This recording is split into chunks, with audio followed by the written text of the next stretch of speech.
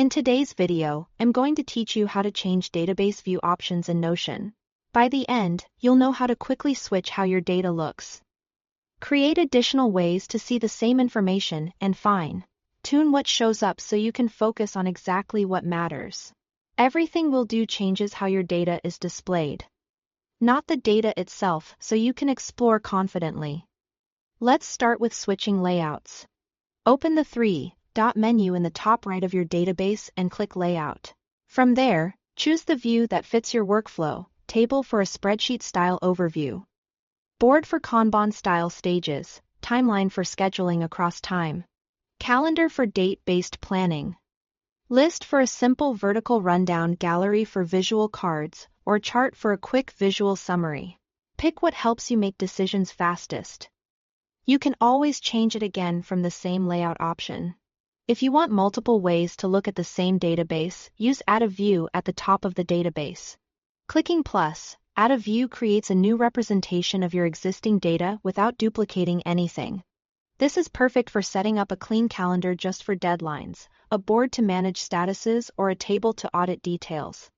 Once created, you can switch between your saved views anytime from that same area, so your context changes with a single click. Next, tailor what you see using Properties. Click Properties and toggle fields on or off to control which columns or attributes appear in the current view. Keep essentials visible and hide the rest to reduce noise. If something seems missing, check Properties first. It's often just toggled off. These choices are view-specific, so each view can expose only what's relevant for its purpose. To focus your data even more, use Filter and Sort. Click Filter to show only the entries that match your rules, like tasks with a certain status, items assigned to a particular person, or records within a date range. Then click Sort to arrange results by property criteria, such as priority, due date, or alphabetical order. Filters narrow your scope. Sorts set the order so the most important items rise to the top.